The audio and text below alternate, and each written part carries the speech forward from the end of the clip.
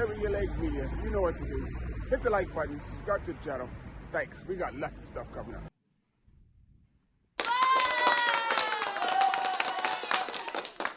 Yes, sir. Yes, sir. What's up? Once again, it's a Friday. It's Cycling Talk, and I've been missing MIA. I haven't done my little Friday live streams for a minute. Been a bit busy. A lot of stuff going on. A lot of big news coming, and I'm gonna drop that soon, but not right now. But right now, we got somebody I've been trying to get a hold of. His name is Rashaan Bahati. He's been racing for quite some time. He has a resume. If I read the resume, that'll be the whole show. We wouldn't even, that would take up all its time. But anyway, I want to just thank Rashaan for being here. He's a busy man. He's in LA. He's going to correct me on something because I said something about something and I was completely wrong about it. But anyway, we'll get into that. We'll get into that in a minute. But thanks for joining us. Rashaan, what's up? What up, Enos? So there you go. And what's going on? You hear me all right? I can hear you loud and clear. What's going on, man? Everything, man. I'll apologize right now in front of everyone about my not being able to connect with you. We've been trying to connect for a minute, but stars didn't align until now. You hit me up, and I was like, yeah, I could do it at this window. So I'm here, man. Everything's good. Just plugging away in LA, man, and doing my thing. So you've had quite a few things going on, man. I mean, because now I'm at a distance, so I don't get stuff firsthand. So when I found out you had like an injury and stuff, and I'm assuming that you're good from that now. And then the other little thing, we'll talk about that afterwards. But yeah, talk to me about that. Man, I don't know. Injury-wise, I feel like I reached a certain age and just like crashing is inevitable in bike racing, especially if you're racing hard and going for the win and stuff like that. I feel like after a certain age, like injuries are inevitable, man. I've definitely had my fair share of injuries. Something, happens like at least every year. And I hate to put that in the universe, but just my track record, there's always been something either from an injury, from actually like something that happened on the bike, back injury. I've been dealing with back issues for a long time, ever since I was like 27, 26 years old. And also, if it's not that, it's having an operation because you've been putting off an injury or putting off something that's been nagging you. So you finally get to the point where it's like, all right, now I'm gonna bite the bullet and I'm gonna get it done. So you have the operation and that sets you back for however long, 4, 5, 6 weeks, sometimes longer. So yeah, man, it's always something, but that's life, man. You got to figure out how to keep going. Yeah, that's what I actually was meant to ask you about, like the back injury, because I didn't know anything about that. So, and that's what you told me about. So, but that's getting better now. Just from recent bikes, man. I think anyone in their right mind would tell you that the sport that we do, yes, we love it a lot, but when it comes to like the posture that we sit in, it's not good for you. We're bending over, we're looking up, we're falling on our tailbones, we're sliding on our hips. It's grueling. We're pulling every muscle at times in a sprint or to get over a climb. It's just, as much as we love it, you break it down. It could actually, if we don't take care of our body off the bike, on the bike, can be very detrimental. Yeah. So dealing with the back injury, haven't had surgery. They definitely want to do surgery. Haven't even had an epidural or any sort of shot. So I just been stretching, doing aquatic therapy. So basically exercises in the water. And seeing a chiropractor, acupuncturist, and those are probably the main things that helps me stay healthy. And then the next big thing is orthotics for your shoes and making sure you have a really nice mattress that you sleep on. That's crazy that you say all that, because I constantly tell people that cycling is not a natural activity for the body. It's something your body has to learn to do. So yeah, that part. Everything Rashaan said, just alludes to that part. So let's get into Mr. Bahati and like what's going on with the race career and the race scene. What's going on with that? Because I thought you Career is retired. over, man. Yeah, I thought you I retired. did retire. I'm definitely retired. I'm just doing the old man category now because I can. I'm 40 plus. Um, when you look at my career, I started cycling at 11. I started racing Yeah. at 13. I did it pretty much full time all the way up until I was about 30, 34. Hmm. So the last 10 years, basically, I haven't been a professional. I've dabbled in some professional races. But yeah, I'm completely retired. I ride and train and race because I enjoy it. It's a Yeah. part of my personality. It's what makes me feel whole, So that's why I still compete, and I compete at, like I said, at a master's level. And in the United States, the master's level is actually pretty high quality racing, so you can't take it too lightly. But I Hmm. also either. I still enjoy myself, do the things that I didn't do when I was a pro, like stay up late, have dessert, drink beers while laying in the bed, stuff like that. I do that now, and there's no, I don't feel bad about it, Yeah. Yeah. because I'm just racing masters. So who cares? Yeah, definitely. So, dude, I mean, for those people who really don't know who Rashawn Bahati and everything that he's done, I'm gonna just tell you go into like the Google and stuff and search him. The guy's 10-time national champion. I mean, he's got a lot of accolades, and I'm not like glossing over it or ignoring that. But what I do want to talk with him about, because I know he has his programs that he's like working with young people and stuff. So I wanted to just tap into that. Like, how's that going? Like with the young people and stuff. Yeah, so next month will be 14 years that I've had the foundation, and our mission is to help inner city youth rise above their circumstances. And we do that through education, music, and sports, three things that I'm passionate about. Um, and yes, we have a program with the Los Angeles Unified School District. We also have programs with Boys and Girls Clubs.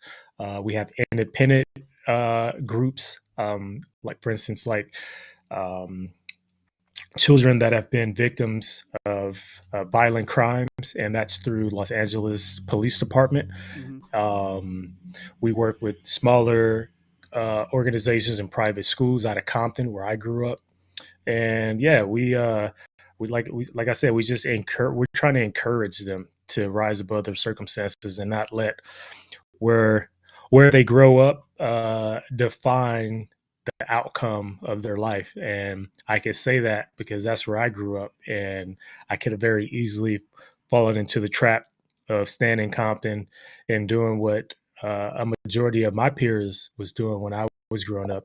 But luckily for me, I found cycling, and it changed everything.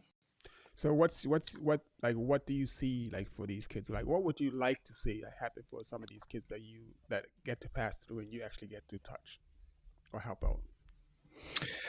Uh, just to bust the bubble that they live in. We're Mm-hmm. not trying to find the next greatest cyclist. We just want them to realize that there's things out in the world that can open up doors for you. Cycling opened up doors for me if I would have been a professional or not, right? We donate bikes to to some of our students every December, and we actually expanded that to New York, and we do it at the Harlem skyscraper crit over Father's Day. And so, bike is just a tool to help them identify who they are and who they can become. You know what I mean? It's like Yeah. using that bike as a tool to get out of their neighborhood, to use it for transportation, for exercise, even if it's for utility purposes, like going to the store. All those things, as you grow up, change your perspective on life. You know Yeah. what I mean? You realize that you can ride a bike faster than a New York bus maybe can get you 4 or 5 blocks, Yeah, through the city, yeah. or maybe even the train at times. You know what I mean? So it's just really just trying to just open their minds, to let them know that the sky is not the limit.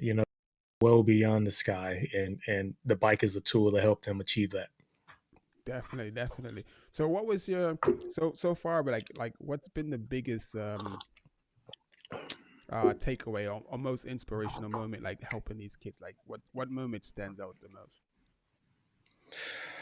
Oh man, that's a good question. I would say now that we're entering our 14th year, there's kids that we first started working with 14 years ago, and they were 13, 14, 15 years old. And now they're full on adults, and you see them doing great in life. And also, uh, it reciprocates, right? It's Mm-hmm. now they may not have a foundation, but they're doing things in their community. They're more willing to help the next person. They're going out of their way to do things. They may be a cyclist. This is a perfect example. There's a young man. He came through our program. He rides bikes. He's a full on cyclist now. He's not a bike racer, but loves Yeah. cycling as his hobby. And now he sees the youth that's struggling to have the bike that's compatible or comparable to his the kids that he has to race. So what does he do? He goes out and buys a bike so this kid can compete at a high level on a fair playing ground.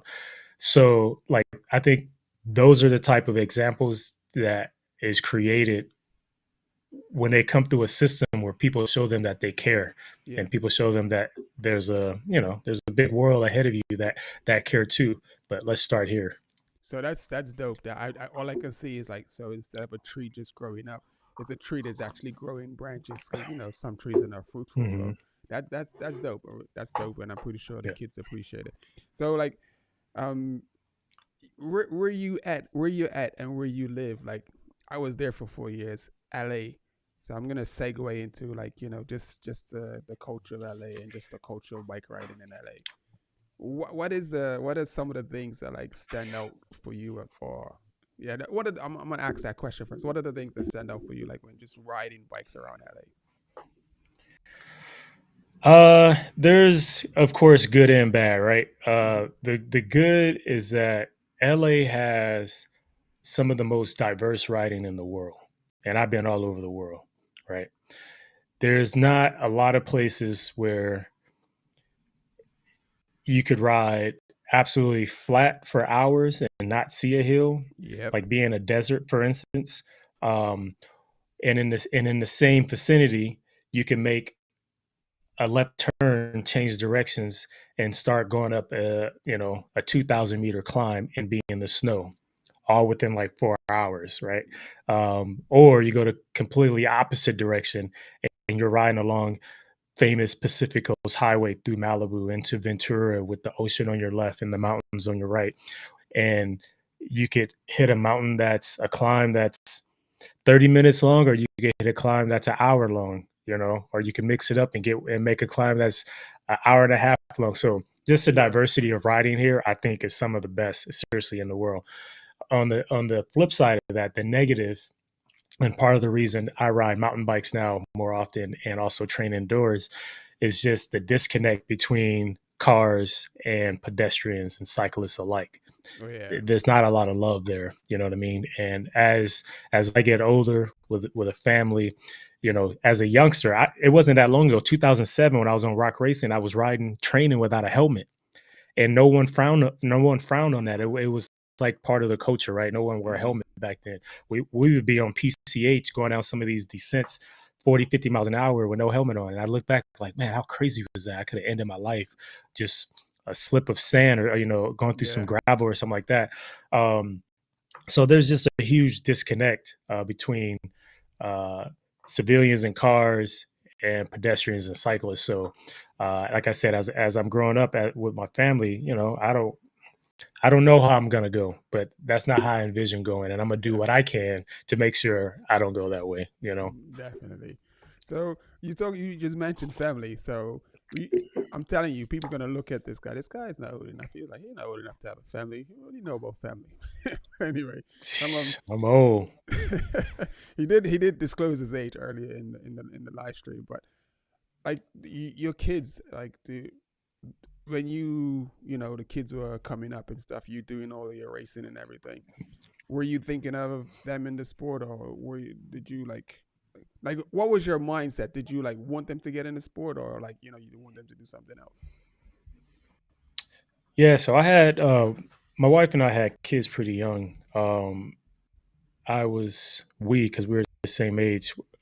We were 23, and so that was like a really scary time in life because I was racing, still trying to be a professional, but I was Hmm. also in school at Indiana University, and I was kind of at this crossroads where I didn't know if I was going to go into corporate world or follow my passion and my dream to be a bike racer.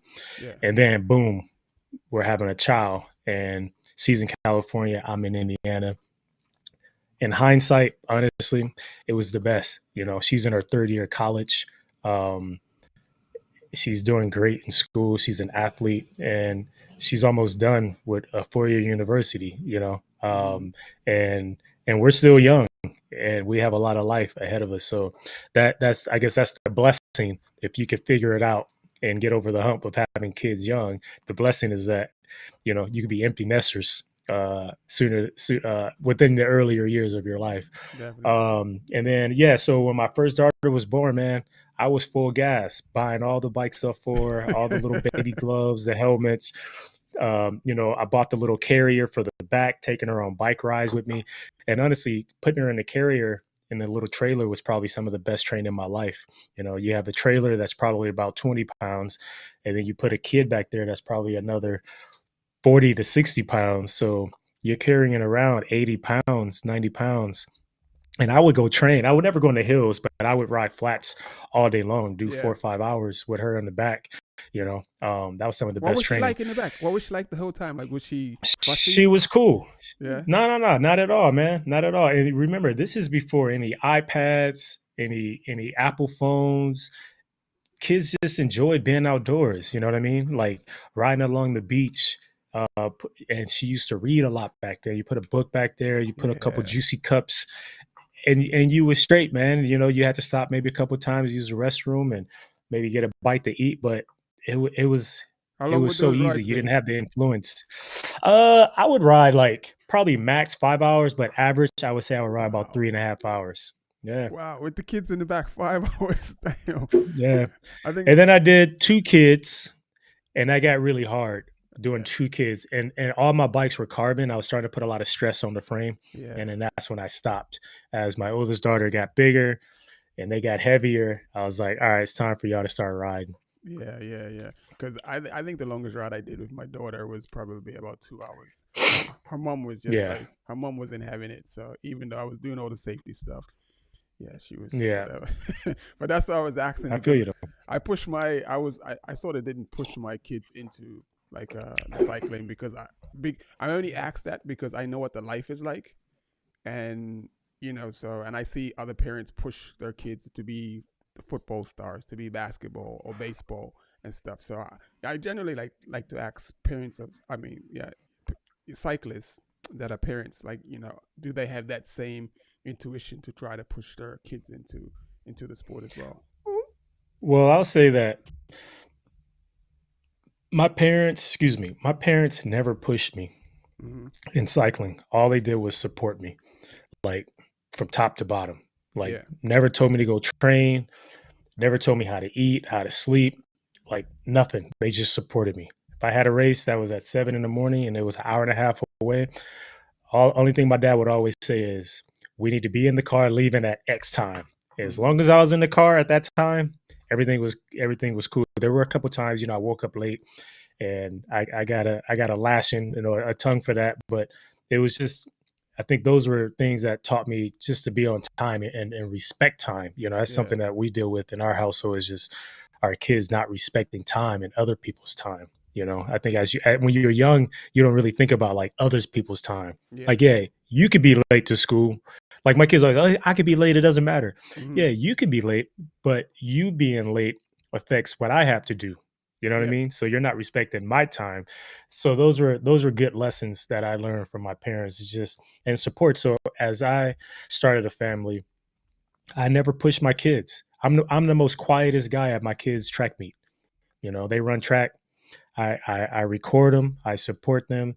I don't tell them when to warm up, how to warm up. Mm-hmm. I may suggest like maybe not eating certain things a couple hours before your race, or make sure they set themselves up properly that way. But um, I told my kids a while ago, I was like, I can't want it more than you.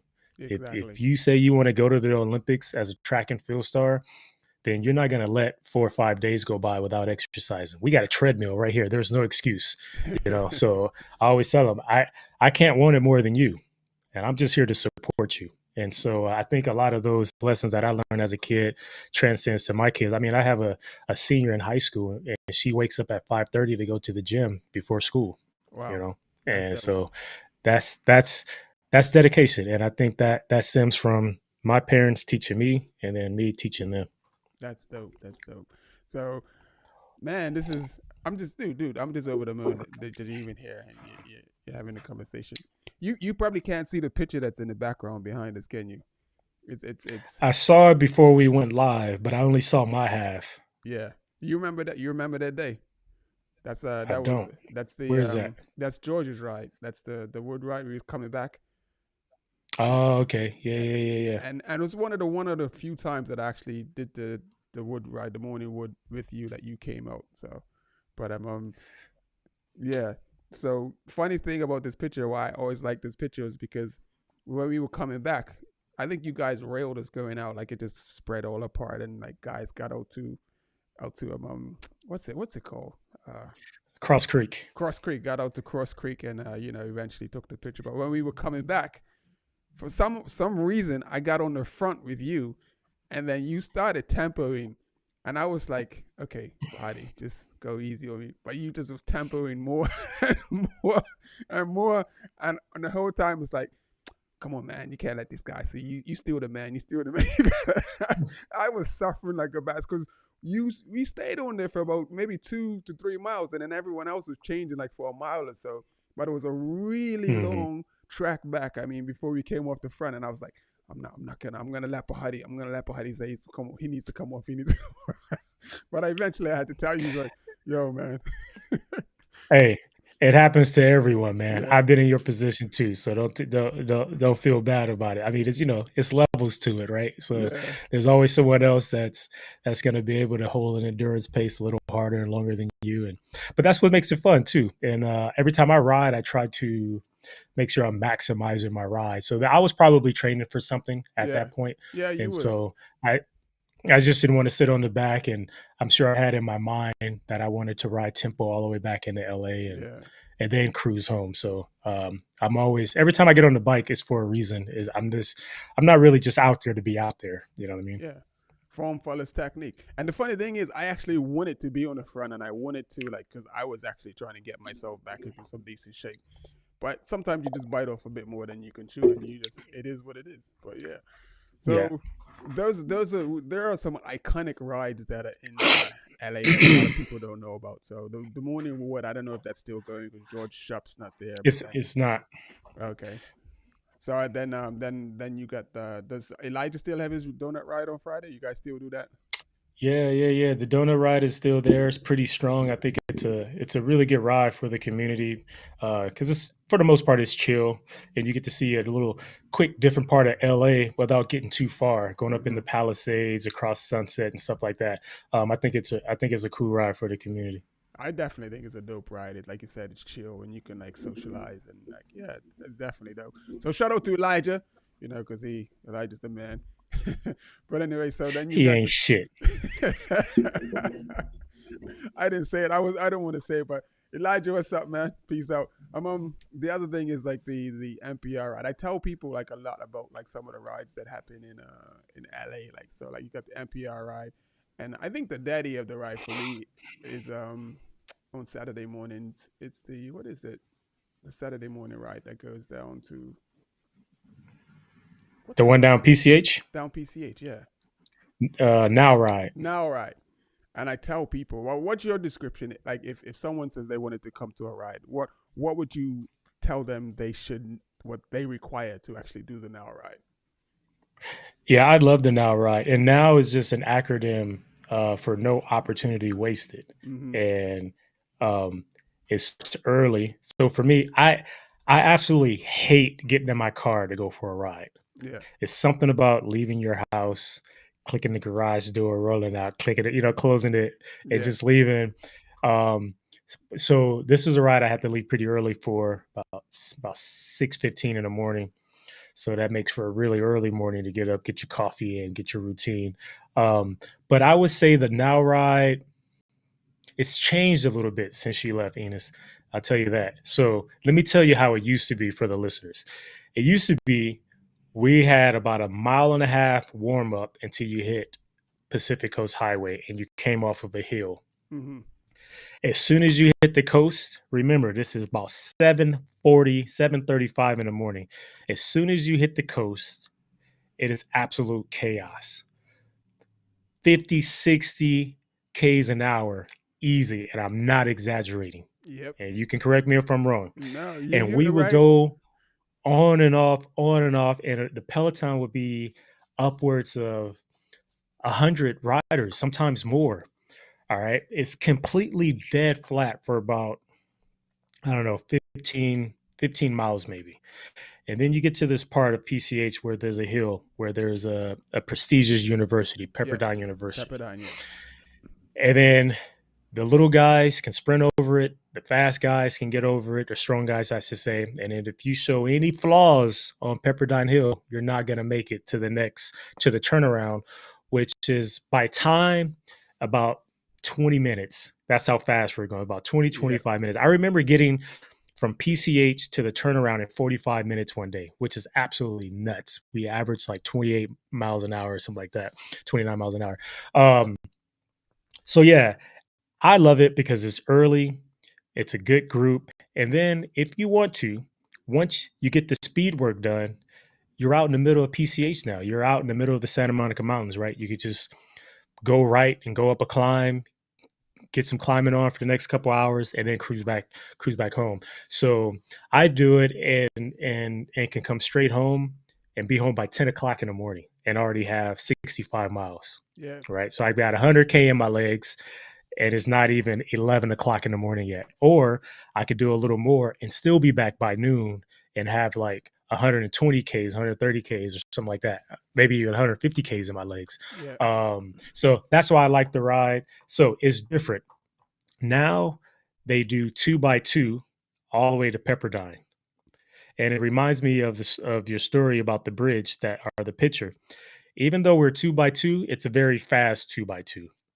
And the Okay. reason they did that, we started to have a bunch of accidents on PCH Okay. because, everybody's everywhere. People are overlapping wheels. And, on Pacific Coast Highway, cars can travel 60 miles an 100 hour. miles an hour if they Yeah. wanted to. Yeah, the speed limit is like 65. So people are going 80, 90. So I think it was a conscious decision just to make the group ride 2x2. But we're still going like, you know, 40 Ks an hour. It's just 2x2. Yeah. And it actually makes people honest with their pull. So if you can pull short, you pull short. If you can pull long, you pull long. And then when they get to Pepperdine, all hell breaks loose and you're on your own. Yeah, definitely. Yeah, because when I first got there and someone said go do the ride, and I went to do it, and they were just like you said, they cruise down the hill and then they get to the coast, and I'm like, the lights changing. I'm like, still lolly dolly. Yeah, man, breakfast was good and did it, and then the next thing I know, dude, what's going on? It's like someone dropped the bomb, and then like the Yeah. next thing you're like, yeah, we're gonna try to catch up. I Yeah. once I experienced that, I was like, damn, that was hard, but that was dope. And, like I just couldn't believe the speed is just nonstop, and it just doesn't go below 30 miles per hour or like 60K or 50K. Yeah, it's so early in the morning that most of the time the wind is dead. So Yeah, wind doesn't play a factor. And then by the time you're coming back, heading south, heading back home, you got a tailwind. So it's pretty cool that, you get like a slight tailwind on the way out, and then it kind of turns around after about 10:30 and you get a tailwind to go back home. So it's one of my favorite rides out of all the big rides that we have in Southern California.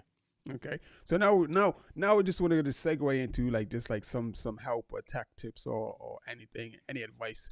What advice would you give to like new riders that like, because the market's going crazy, like the bikes cost so much, the gear is expensive, all of that stuff. So what advice would you give to new riders getting into the sport and they're seeing like, man, look, that bike's 10 grand, or Oh, that's 15 grand.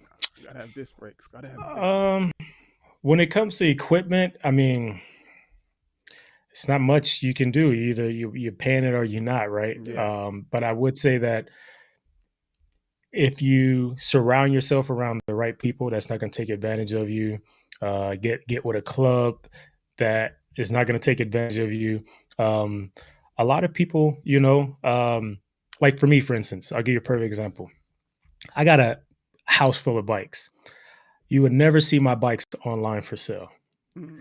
But if you said, "Hey, Rasan, I'm looking for a TCR with Cadex wheels and blah blah blah," and it's one that I'm not riding anymore, I could talk to you about selling you a bike because you're my friend. I know you. Yeah. So I think there are people out there like that, like me, that hold on to equipment for these exact situations. You know what I mean? Because, for instance, I could put the bike online for $8,000, but I would rather sell it to you for $5,000 or $4,000. Because I know you're getting a great bike. It's going to a friend of mine.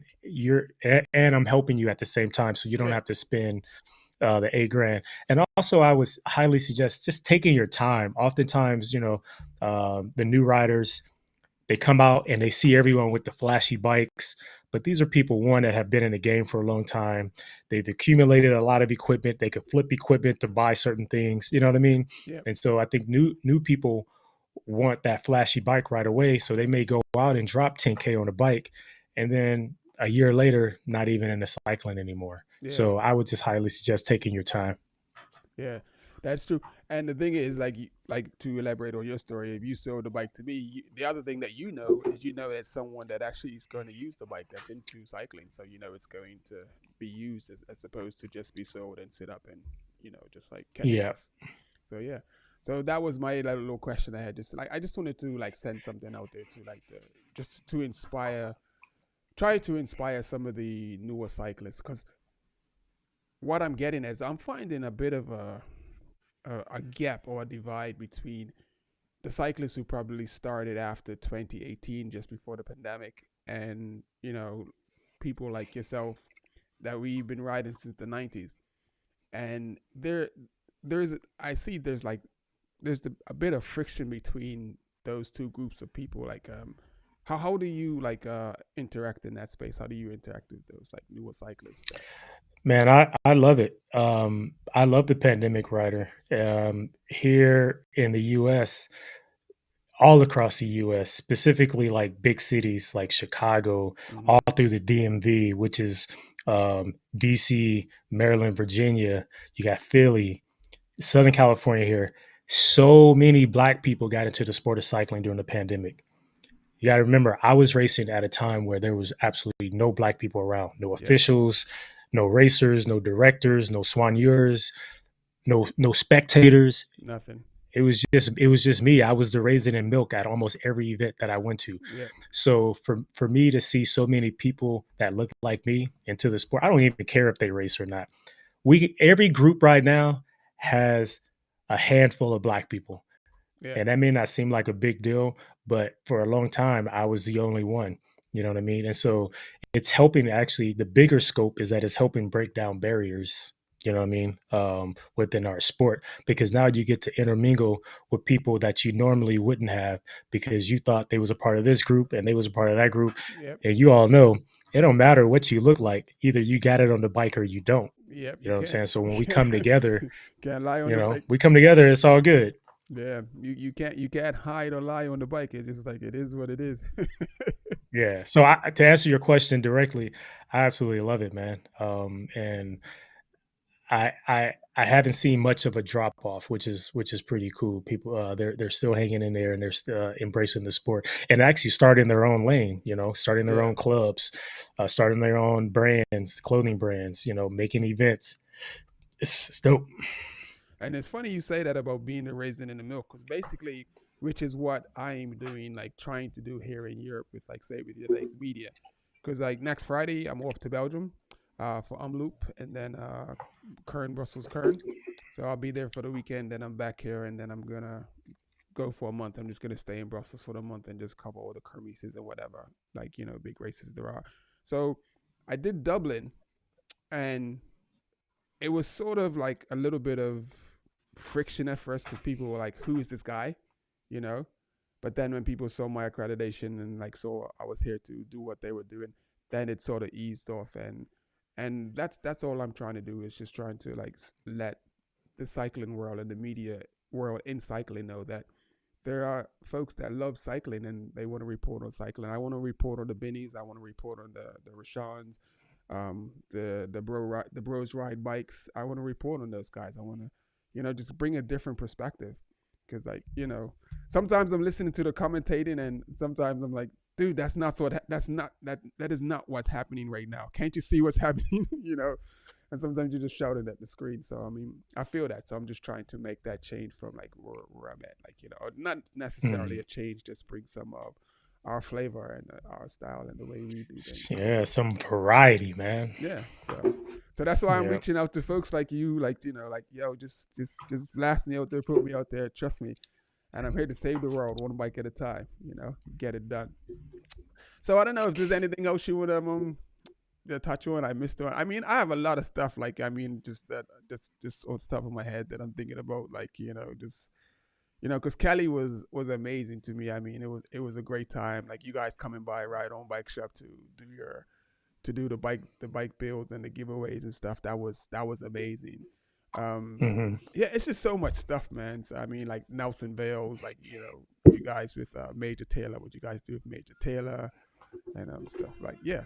But anyway, but you go ahead. You go ahead. Like I know I'm just rambling, but you go ahead. I no, I'm following your lead, man. I got nothing, man. I'm just happy we got a chance to actually break bread. I know it's been a long Yeah, time in the making, so yeah. um, yeah, just it's all good. So what made you decide to like? Okay, I have an idea what you're gonna answer, but what made you come to Ride On Bike Shop to like me and a day to do your bike drive? Man, we always try to incorporate um, our community. That's all it Mm-hmm. is, you know. When we decided that we were going to give away bikes, like innately it was like we should do it in Lamert Park. That's where I live. Why wouldn't we do it in Lamert Park? Mm-hmm. You know what I mean? Unfortunately, it's not as easy as it may sound. We had to jump through so many hoops Yeah. to give away bikes in Lamert Park, and you would think the city would embrace that. You know, I remember sitting in a meeting with the board of the city or the little board of Lamert Park, and one of the questions was, "What makes you think you could just come into our community and give stuff away?" And I said, "Excuse me, how long have you lived in Lamert Park?" And he answered, 8 years. When he answered 8 years, I've been in Lamert Park for 20 years. Yeah. So you know what I mean? That just goes to show you the ignorance and the and the attitude that some of these people walk around. And even if I wasn't from the area, why is it a problem that I want to come in and give young black and brown kids four, $500, $600 bikes courtesy of Giant and Live bicycles? Why is that a problem? So it's part of the reason we don't do it in Lamert Park anywhere. We do it at um, Dignity Health, where the LA Galaxy plays soccer, football, soccer. I saw that. Um, yeah, we do it there. It's a great partnership with them, and we have ample space, and we hope to continue to do it there because as it starts to grow. Back then, when we did it at your shop in Lamert, I think we gave away 60 bikes. Mm-hmm. We're up past 200 now, and so Wow, as this that's continues to dope. grow, we I mean, and I'm not talking negative about Lamert. I still live in Lamert. That's where I'm sitting right now. It's just that at that time, I thought it was the best place to do it. Mm-hmm. And after a couple years, we outgrew it, and Yeah, maybe one day we'll outgrow Dignity Health as well, which will be yeah. amazing. Yeah, that's so dope. That's so dope. I feel everything you just said because, like, obviously, like having the shop there, you don't, you're preaching to the choir, and it's actually no need to even go into it, and we just leave it at that. And I'm just glad to see that you guys are growing and things are like prospering, and so so tell me, like, I saw something that said you said I'm not leaving methods to winning. Finish the sentence. I thought you was writing going to write for someone else. Yeah, you said Butcher Box, man. That's a pro team. I'm not riding for Butcher Box. You couldn't pay me enough to go join a pro team right now, especially crits. Uh-huh. I have absolutely no desire to race as a pro, or not that I don't love racing. Yeah. Like if time wasn't an issue, if making money wasn't an issue, and some of the other goals I have in life wasn't in front of me, yeah, sure, why not? I'll be the 40-plus-year-old guy on a pro team, probably, not being too cocky, but probably better than most of the guys on the team. I'm just, I've, yeah. Anyway, so yeah, no, so Methods to Winning is a for-profit business that was started with Kenneth Vinson, Justin Williams, Sharon Smith, and myself. Uh-huh. Um, Justin has since, done what he's doing, amazing things, and so he's not as involved as he was in the beginning. But Ken kind of heads up the organization along with Sharon and I, and we put on the El Dorado Crit Series. We put on the Gran Fondo, which you know about, Mm-hmm. Circle of Doom. Yeah. We have all club rides. Um, we have all sorts of stuff that fall under Methods to Winning. Um, and so when I say I'm not leaving Methods to Winning, I'm not leaving the business. We Mm-hmm. also had a masters team. It's pay as you play, or play as you pay, whatever it is. Yeah, yeah. We don't have any dollar sponsors or nothing like that. We just a group of guys that love to race bikes, and a pretty dominant team, especially on in the Southern California region. But we had a bunch of success too, domestically. And so just my part, I'm at a point in my life where I wanted to achieve some other things, and I had some opportunities on the table. So it's the reason why I left the race team, Yeah. Methods to Winning race team, to join Texas Roadhouse Masters team, which is one of the longest running Masters team in the U.S. I think 20 plus years or something like that. Okay. So um, I'll be doing some endurance events this year. I'll be doing some mountain bike events this year, doing some longer fundraiser rides, for instance, like the Tour de Rouge, which goes from Houston to New Orleans, 6 days. I think it's close to 700 miles. So just stepping outside the box. And then the end of the year, the goal is to race Masters Worlds in Roubaix. That's in October. So I got all these things kind of lined up, but the real big goal is at the end of the year racing the track. So Roubaix, France. Yeah. Yeah.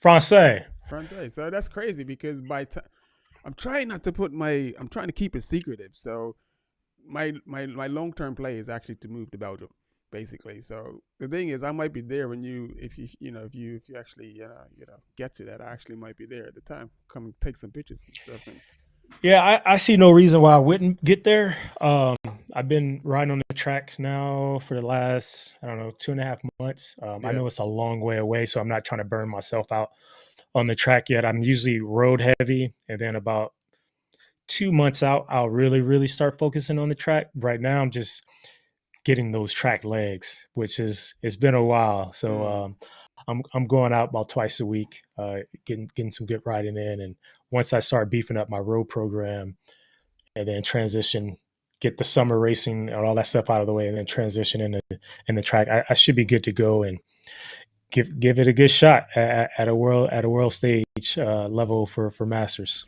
That'd be so dope, man. I'm gonna like wish you the best, and hopefully we get to see you, man. What's your time like? Because it's 40 going on 45 minutes. What's your just check in and make Yeah, I sure. got to wrap up pretty soon because I got some work to do. I got a call coming up. I need to be ready for it in 15 minutes. But Okay, yeah, wow. man, this was great. And yeah, if when I get to Europe, man, quite a bit actually. I was just in Bath right before the new year, and I should be going back to Bath pretty soon. So I Hmm. hit you up. Maybe we could do this live. Definitely, man. That would be dope. I like the studio things. My things tend to come out a whole lot better when I had the studio set up and everything. So, but yeah, Yeah, for sure. I definitely appreciate you, man. Yeah, no problem, man. And you guys got to stop with the jokes on me, man. I'm sensitive, so you know what I'm saying. So just go easy on me, yeah. Somebody cracking on you. Nah, man. Buddy, you know how you stay. Don't even try that. Don't even try that. But anyway, man, I really, really appreciate you folks, this has been Rashawn Bahati. It's been a pleasure having him on talking. He's gonna be out. I'm gonna be on here for a little bit, so I mean, I might even still be here by the time you finish your meeting and stuff. So I'm just gonna talk to myself for a little while, talk about All what's right, going man. on in cycling. So anyway, folks, That's right. Rashawn Bahati. Go ahead, sorry. Later, man. All right, Peace. peace. So let me just, and then I did use that. So that was a little conversation with Jean Bahati. We appreciate that. I should have someone else coming through in a little bit. Let me see. Let me find out who Rizzy is.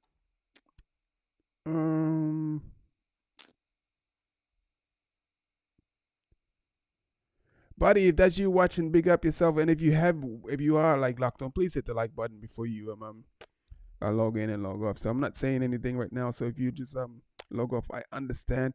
I think Marty Blunt said he might pass through, but he said he does his thing with his buddies. He does a little barbecue thing today. So I'm not quite sure about Marty. Who is it? Sean. So Sean is supposed to be. I didn't send in the link, so that's probably why he hasn't tapped in. So let me send Sean the link now really quickly. So. And we did a interview earlier with thank you for hitting the like button. I appreciate you. We did an interview early with Red Walters, and you gotta check him out on Instagram. His Instagram is popping. He's not just a good cyclist, but he's pretty funny on the Instagram. So his name Red Walters, and I'm gonna be dropping his interview on Thursday. But on Tuesday we're gonna be dropping Aisha McGowan. So we got an interview with Aisha McGowan. So we're going to drop an interview with. So on Tuesday will be Aisha McGowan, and then on Thursday will be Red Walters. He's from Grenada, and he's a pro cyclist. He lives here. He spent most of his life here in the UK, and he got into cycling through his dad. And like you're gonna hear his whole story. It's pretty dope and stuff and everything. What else? So those. Oh, and the big thing, I was trying to keep it to myself, but next weekend I'm going to be in Belgium for two big races. First is going to be Omloop Het Nieuwsblad, and that's like literally there's been a bunch of races that have been happening already, but this is like the race that opens the season, and like all the cobbles and the bergs and all of that stuff. So yeah, that's on next Friday, and then on Sunday is Brussels-Kern, which is pretty much like around the same hills in the same area. So I'll get to cover both of those races and bring you as much live content as I can, like, after the race interviews. I'm not going to just try and talk to the superstars. I'm going to try and talk to some of like the more domestic type riders, the guys that do a whole pile of work that you don't really hear from and stuff. So I'm going to try to highlight them. I'm not sure if Benny's going to be at either of those races, but even if he is, it's probably going to be pretty difficult to try and talk to him because he's pretty much a celebrity in the cycling world now.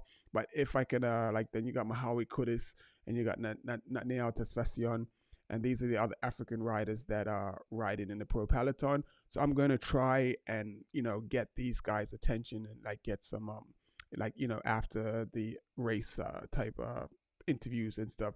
So those are going to be two big races. But the big thing is that I'm going to come back to the UK after the weekend, which will be on the 26th. And then it's about 4 or 5 days until the 1st of March. And I'm pretty much going to head right back to Belgium.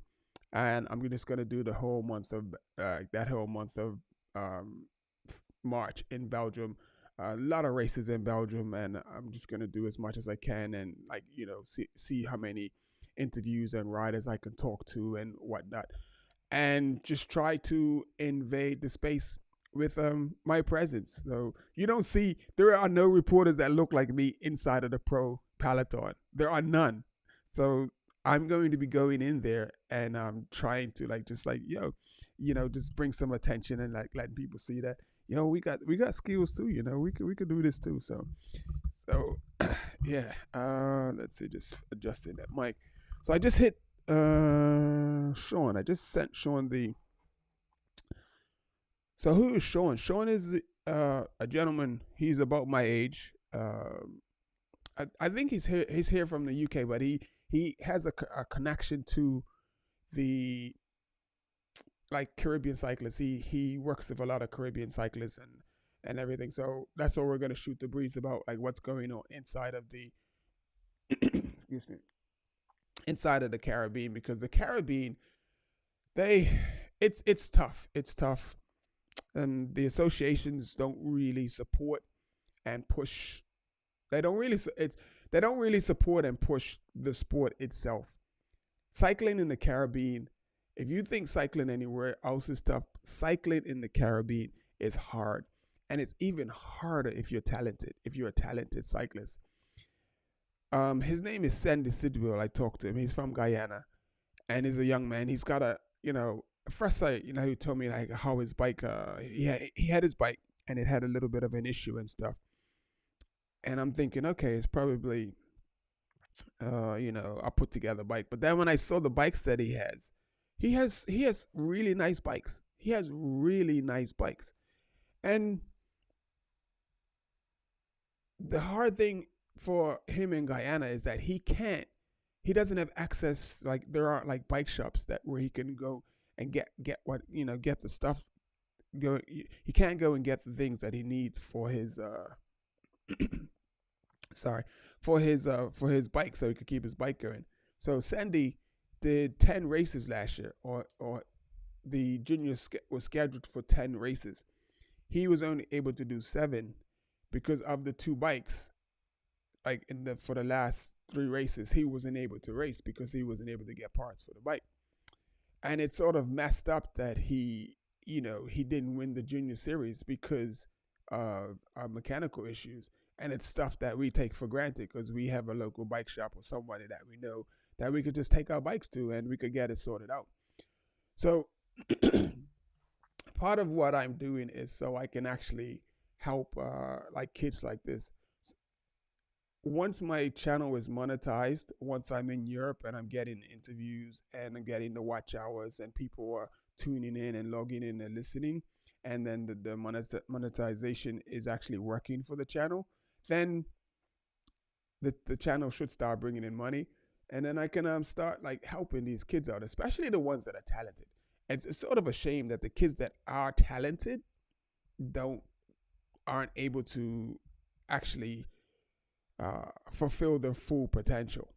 That's I think that's a shame, and it may take maybe a year or two, but I intend on like reaching out and being able to help these kids so that they can give it a go, like have a proper shot at uh going after the girls in their dreams. So we talked to Red, and he was talking about like doing the Commonwealth Games and how massive an experience that was. And I'm not going to talk too much about that in him because what we don't want to do is ruin the interview. So, but for those of the cycling folks, I don't know if folks saw, but today Wout van Aert got his first win. He got his first win for the season. Yeah, he got his first pro win for the season. It was a sprint. Actually, I was watching it before I started the stream, so I haven't even. I didn't even finish watching it, so that sucks. So I got to go back and at some point watch the. So I have it paused. Let me see. Why is it? It should. So I'm trying to. Okay, so you're not going to, because usually when I do, like especially with Eurosport, if I pause it somewhere, it'll usually hold up in that spot until I'm ready to watch it. But it didn't. It looks like it didn't do that. So I tried to pause it because I wanted to see the finish of Wout van Aert, and that was a bit of a surprise. That was like a long drag out sprint as well too. That was a really long drag out sprint.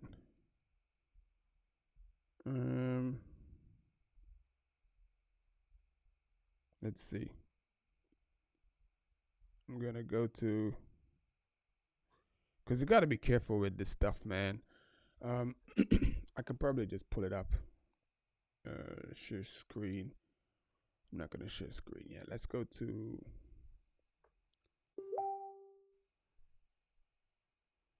Okay, that's that. I'm just going to pull up in a minute. Let's get this up, and I'm gonna put it in a box. I shouldn't get flagged. If I get flagged for this, it'll be a shame. It is what it is. It'll suck. Where we go? Eurosport. So that's how I watch all the races. There are so much races, and I'm hoping that on Sunday, for not this Sunday but Sunday the 25th, I'm hoping, like, because I don't see it, it's not scheduled to be showing on Eurosport. As a matter of fact, let me just look right now. Let me just check the live schedule. Sunday, Monday, Tuesday, Wednesday, Thursday, Friday, the 20. Oh man, it's only giving me up until the 23rd. Well, I don't know, but I don't see. So I'm guessing that Kern Brussels Kern is not going to be on Eurosport, and the main reason I'm saying that is because when I go to Pro Cycling Stats, I don't see it as like a highlighted race.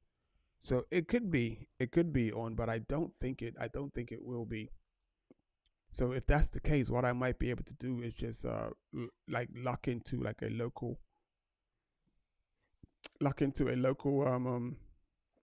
TV station, and probably, somehow I will see. But at the end of the day, I'm going to be talking to the officials as well too, so I might be able to, like, I'm gonna see what they're gonna let me do. I'm reaching right now. I don't know. I'm trying to think of ways I'll be able to sort of like bring you a stream of Kern Brussels Kern, because that's a really good race. That's a tough race, and with Wout van Aert winning, like the Volta Algarve today, winning the stage, that's just massive. So he's definitely going to be fired up for next week. And yeah, the Visma Lisa boys, it's looking really, really good. I like the way the season is panning out, while the season is starting. So yesterday, Remco, everyone was saying Remco is going to blast off and destroy everybody. But last year when Remco did this race, he didn't have the same people that's racing against. He didn't have a Sepp Kuss. What is his name? Oh my goodness. The leader of the race. I'll remember his name. I'll find his name. But they didn't have wow, my memory is just like I can't remember his name. It's not Sergio Arguita. Why is Sergio Arguita's name coming to my head? Let me see. That is 5K to go. So let's see if I do this. And yesterday I was a little disappointed because Isaac Del Toro, he got dropped, man. He got dropped, like, just on the going up on the last climb. What is that? I heard somebody. Oh, that's the comments, and I don't have them on. I'm sorry. So people's probably been commenting.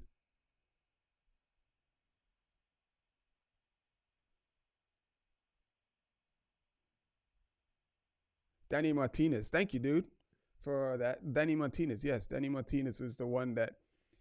Danny Martinez, he outsprinted Remco.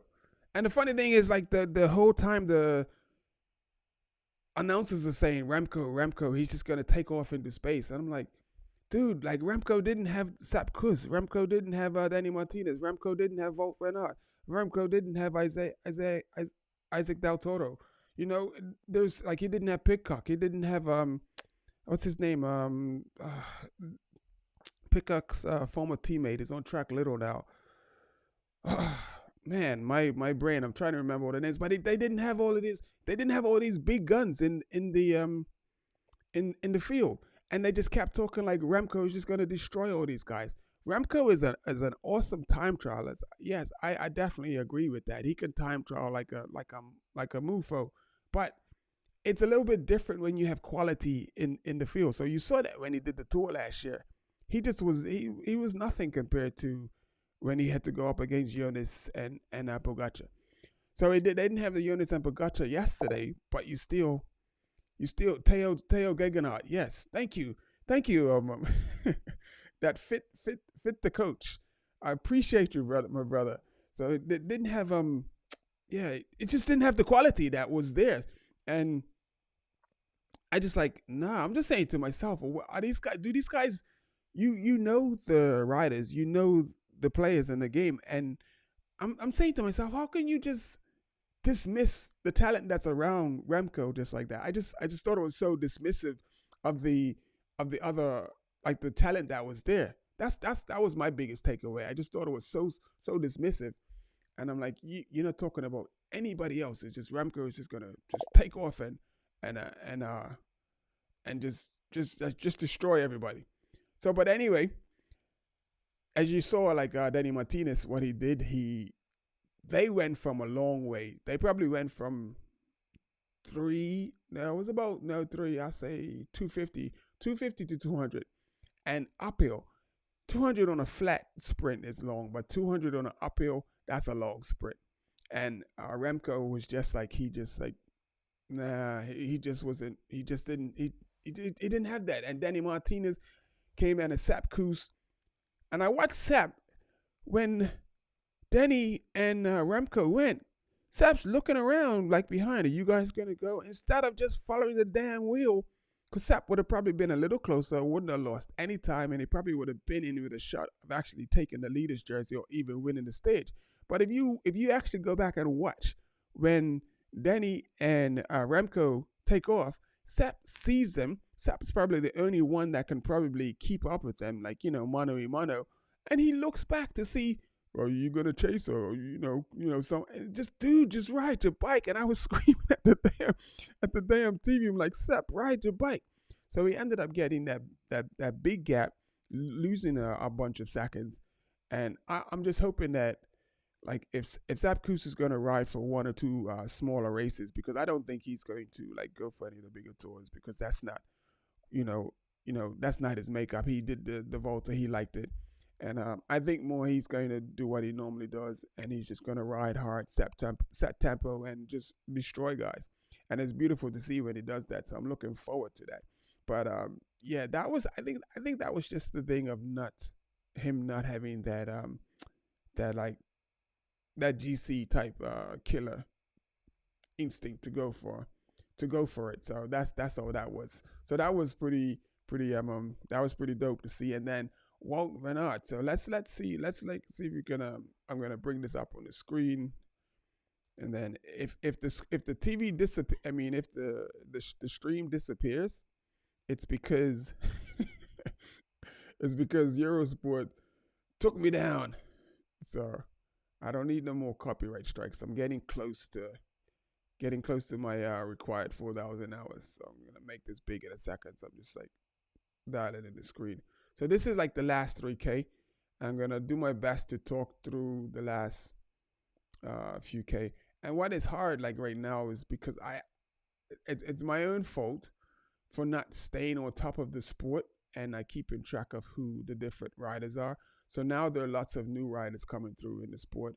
So now it's learning who the riders are, what the name and the team and whatnot. So yeah. Okay. So we are at. Let's see. I think I can I have to play from this side. There we go. There we go. So this is when this is where, sorry for the choppiness, and that's only because it's like it's streaming through the stream, so it's gonna be and fair use. So I was told by someone to say fair use or whatnot. So here we are. We are like 4K to go. They caught the young man from Uno X, and I was hoping that the youngster from Uno X would have been able to stay on and win the stage. So this is the stage I was talking about yesterday. So you can see Teo. He's right there with Peacock on his wheel. I actually didn't mean to pull this one up because this is yesterday's stage, but this is good to see. You see Sepp Kuss, and then what I was talking about, you're going to get to see it in a second. So I should just fast forward to that bit. And I was really surprised at Isaac Del Toro. So I I don't know, like I'm not quite sure what type of rider he is as yet. Because when he won that stage in the Tour Down Under, he literally just man, that was just so powerful and just so amazing, and just to see what he done. But right now he's near the back of the group, or has he been? No, he's at the back of the group. So I sort of knew that was like a sign that wasn't good, that he was like sitting in the back of the group, and I was like, yo, come on, Del Toro, I'm in your corner, buddy. I'm here for you. I'm here for it, and I want to see you do well. But he's obviously new. He's young. He's learning. So there's Remco's boys at the front, and Remco's there. And if you hear the commentator, or you would think that Remco is the only person in the race, which like I'm like, yo, come on, man. There's like I said earlier, there's so much more talent there that you're not talking about. There's too many big hitters there to think that Remco is just gonna walk away and just walk over everybody. And I only say this because of watching him in the Tour last year. And Remco was in a pretty good form for the Tour last year. And Jonas and Pogacar just destroyed him. Like plain and simple, they destroyed him. So here you can see, and I keep thinking that's Teo in the Ineos, and I have to get used to that Teo's into Track Little now. So it's just all this change of uniforms, So when when Primo shows up in the Bora in the Bora kit, that's going to be like, it's just got to get something. You just got to get used to it, and just really quickly. I don't like the Bora kits. I love DSM kits. That orange and that white and that blue, dope. I love that. But I'm not a fan of the Bora kits. Not a fan of the Bora kits at all. I just don't like the yellow. It's just the yellow. It's really dullish. So like, yeah. So, and here you see, this is Del Toro. He's on the back right now. Like, no, that's not Del Toro. Sorry, I believe that's Aguirre. He's got a similar style, similar rocking style, but Del Toro is a bit more all over the place. I'm going to fast forward this because I didn't really want to do this race. I went too far forward. And this is where, that's the big attack. Sepp Kuss follows. Look how easily Sepp Kuss follows. He's not even like breathing. And Remco, the commentator kept saying how cool Remco looked, but I don't know. That doesn't look cool to me. Like, to me, if I'm racing against Remco, I'm looking at Remco's face, and I look at Sepp's face. Sepp's face looks like I'll be concerned. But Remco's face, I can see Remco's on the rivet. I don't care. And then directly behind Remco, everyone else is on the rivet. But here's where I was a bit surprised that Wout went out. His mouth is open, wide open. There's Pidcock bobbing up and down. He's staying in there. And there's Teo. He's also like fifth wheel or sixth wheel, and doing really well to stay in there. And everyone, like right now, it's every man for himself. No one is drafting anyone. No one is helping anyone. If you don't got it, you are not here. This is a selection. So we see another little the cord is breaking. So it's breaking in two parts. And here you see Danny Martinez. He's coming around and he's realizing there's something's going on because Wout's not closing the gap, and everyone's coming around Wout. And Wout was the one that caused the gap. So Pidcock comes around. Wout's dripping back further. Teo is on Pidcock's wheel. Danny Martinez is right there. And there you have Sepp Kuss and Remco. And you have Remco's guy on the front just doing his thing and just pulling setting the tempo. I mean, it's a massive tempo. It's a massive tempo. So man has left Pogacar to go and set tempo for Remco, which I think is really weird. That he left somebody on a team that he knows has a better chance of winning the Tour or the Giro than Remco does. But anyway, it is what it is. So he's on Soudal Quick-Step now, and he's on the front leading out Sepp Kuss. And Sepp is just sitting there. Sepp is just sitting there. So now we're gonna see. I'm gonna try and pause it, and I want you to see right where Sepp like just takes this big look around. Like I love Sepp, but he looks like a big dummy. Like when he does what he does. But as many years as he's been racing, and I would still say it's inexperience, but it's inexperience as being like the GC guy. So we're coming. So like now what's going to happen, because now they filtered to the back where 500. We went to this 500K. So like look, you see Danny and Remco, they're going. Now you see Sepp, he actually comes over like he's gonna jump into either Danny's slipstream or Remco's. Now watch Sepp. Watch what Sepp Kuss does. He's definitely there. He's definitely in with a chance. And watch what he does. He's not getting dropped. Watch what he does. He looks back, and he's like, dude, what are you? Don't worry about those guys. And this is where Sepp literally put himself out of the race. And this is also where Remco got a rude awakening. I mean, he got a rude awakening. He thought that, he was going to come and ramp up and ramp these boys up. But Danny Martinez was like, no, sorry, buddy. We're doing something different today. And then here comes Sepp Kuss. Just that little look around. And if you don't believe me, let me just play it back. If you don't believe me, watch. Let's see if we can see it. I'm gonna let it play in real time. Watch Sepp Kuss. Watch Sepp Kuss. So goes Danny, this grandpa. Look at Sepp. Sepp is like, dude, why do you don't? And by the time he decides that, okay, no one else is going to go after these guys, it's the anyway, that's that part. So let's see if I could get today's race. This is what I meant to pull up. And the classic VAR highlights. That was a pretty interesting race. I'll probably talk about that in my so that's what I did. I hit the previous day. That's why I should have hit view earlier. So let's fair use. So we're not, hopefully I don't get flagged. Where are we? 2, stage 3. So we, like with the Eurostar, you can see there's like the 2. You have to choose. The one has the commercials in it, and it's usually the second one that doesn't have the commercials in it. So we're gonna go to.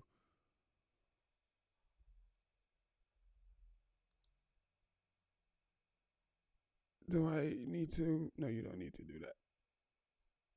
No, oops. We don't want to do that. So yeah, we don't want to do that. I'm gonna go full screen, but we don't want full screen. Because if we do full screen, then it just messes up the whole. Okay, we're just gonna go right to the finish. Goes to the front. Definitely no sound, because if you put the sound up, you definitely get a copyright strike. So where are we at?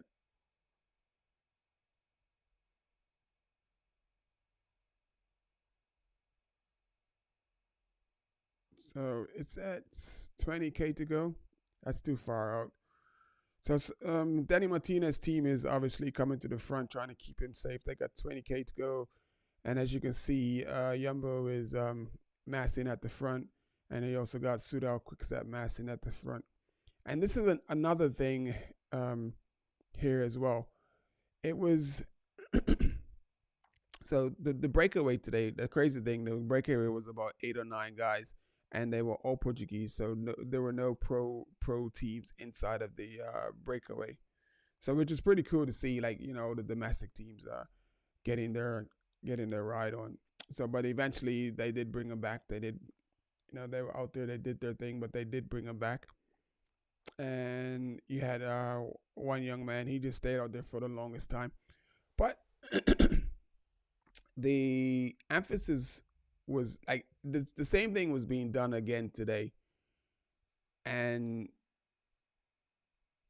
it's obviously like the commentators pick a team or pick a favorite team. I'm not here to pick a favorite team or to play that game. I'm here to tell you what it is and what it looks like. And to me, Visma Lisa Bike always looked to be the team that was going to like do the damage. And so someone just. So where are we at? We're at 11K to go. Group is still together. Gonna go up to 6K to go. And I'm trying to recall who the commentators were like just putting all the emphasis on. I'm not quite sure if it was Soudal, because Soudal doesn't really have any sprinters in there. But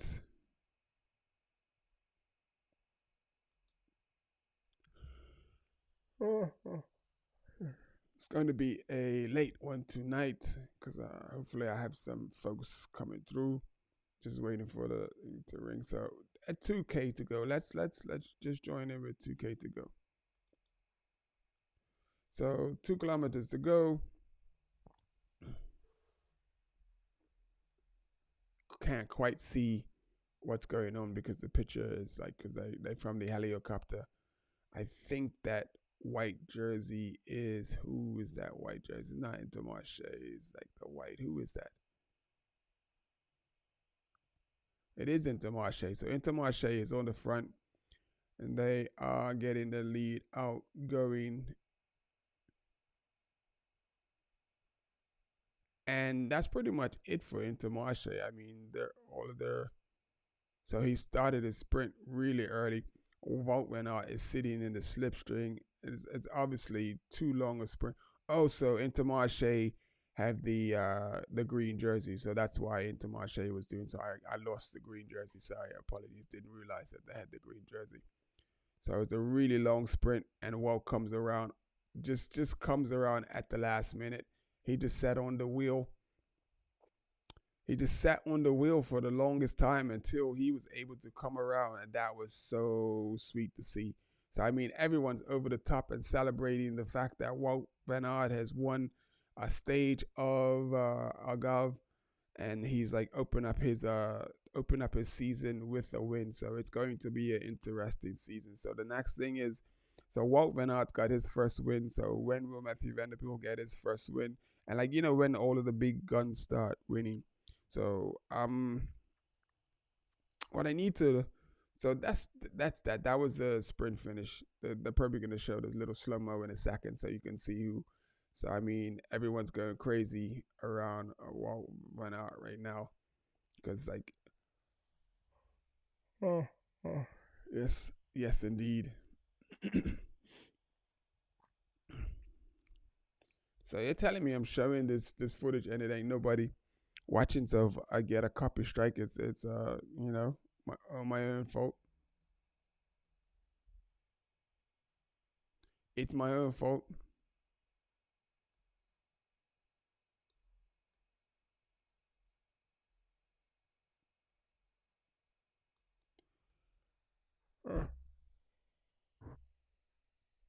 It's 9:19. So mind you, folks, I'm usually in bed by now. What happened to Sean? Let me just move this mic a second. Oops. Need to charge. Put the phone on charge. And let me see. It's late.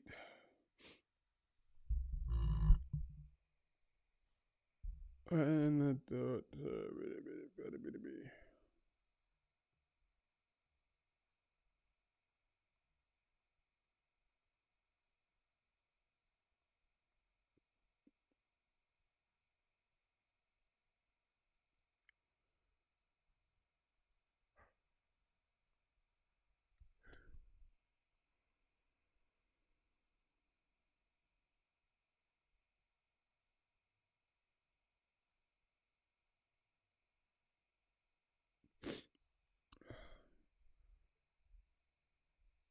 Yeah, Wolf and that was pretty. He just sat and he just waited. He just waited. And today was just a day of just strength. He wasn't the fastest. He's just the strongest.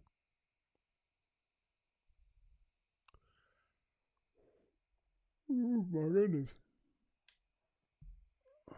Man, so what? We're gonna get rid of that.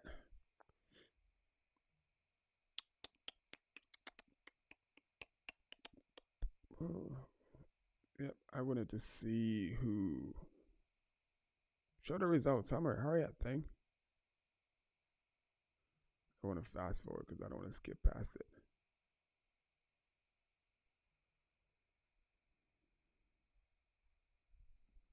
Just going for his interview.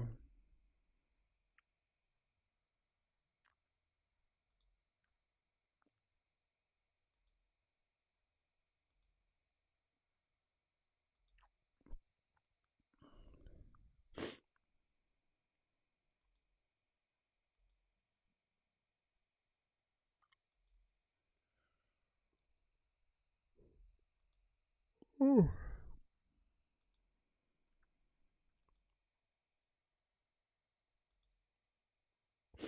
Just looking for the results. I just wanted to see the results.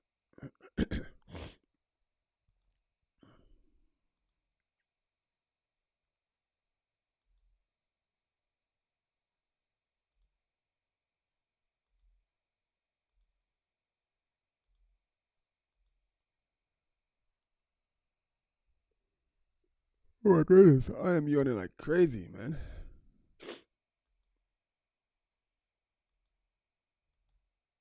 Come on, eh? Thought I picked the one of our commercials.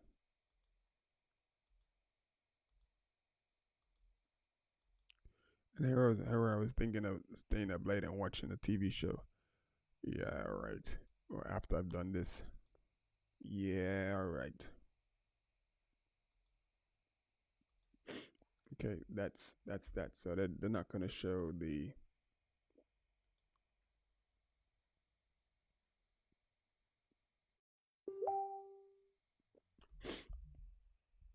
Okay, so.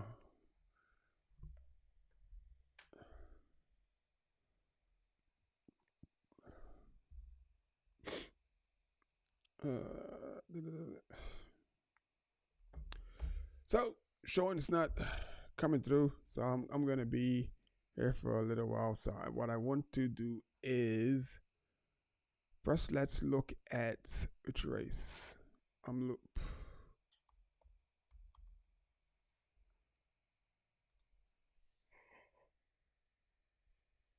Let's look at Loop.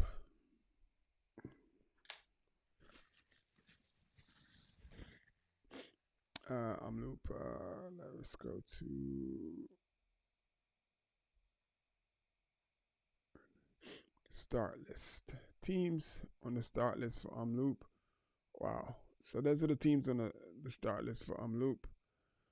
So we got Team Visma Lisa Bike, Aberson Dukernik, Sedal Quick Step, Intermarché, Achaea B&B Hotels, Astana, Kazakhstan, Bora Victorious, Bahrain Victorious, sorry, Bora Hensgrove, Confidence, Decathlon, AGR2, La Mondiale, EF Education, Easy Post Group, Groupama, FDJ, Ineos Grenadiers, Little Track, Movie Star Team, Team DSM Affirmatech, Post NL, Team Jaco Alula, UAA Team Emirates, Lotto Destiny, Team Flanders, Beloise. Okay, Bingo. So that's the local teams. The Team Flanders, Beloise, Bingo, WB. That's the local team. Israel Premier Attack, Q35, Q36.5, Tudor Pro, and Uno X Mobility. Let's see. So, and then they also put like who's the teams. Let me see. Tennyson and Petit. So, doesn't look like Benny's going to be at Kern Brussels. I mean, at Loop. It's a good race for him as well, too.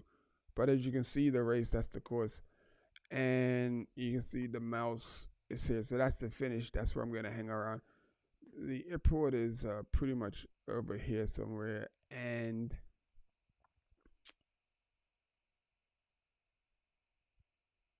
I am gonna take my bike, but I'm not gonna because I get there on Friday, so I drop it to the to the hotel, drop the bike, and then I literally take the bus from about here. It's pretty close to the finish area, and just wait for the riders to come through and see who I'll be able to talk to and like get a quick interview with, and I like just get some go. I guess I'll go live at the finish, with the different riders and stuff, and just like eavesdrop on different conversations and what's going on. But on the Saturday, what I am gonna do is I will be because yeah. So let's pull up Karen Brussels.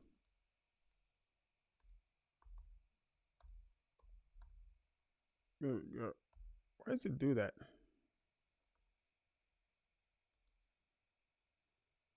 So let's look at the start list for Karen Brussels Kern.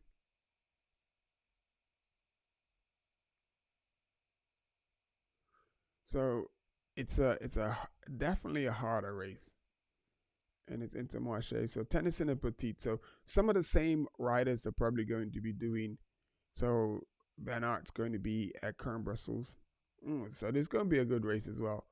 So I'm so glad that I'm going to be there for both races. Soudal, Little, Bora, Arkea, Decathlon, Bahrain, Intermarché, Alpecin, Groupama, UAE, Astana, Team DSM, Ineos, Lato, Cofidis, Total Energies, Jayco, Movistar, Flanders, Israel Premier Attack, Uno X, Bingo, Q35 to the pro cycling team. So basically all the same teams that raced on Friday are going to be racing on Sunday. So and that's pretty cool. So whoever I don't get a chance to see, but what I am going to do on the Saturday is I'm going to go and ride this route. So I'm definitely going to go and ride the route. Well, I'm not going to ride the whole route. It's too much to ride the day before. I mean, that's a long day. I mean, if I would have to start at maybe 5 or 6 in the morning so I could finish by a decent time in the afternoon, that would leave me nothing, be able to do, no editing, no upload anything. I'll be just too rackers. So what I am gonna do is the arrow still? Did I leave the arrow in here? No, the arrow is gone. The arrow is gone.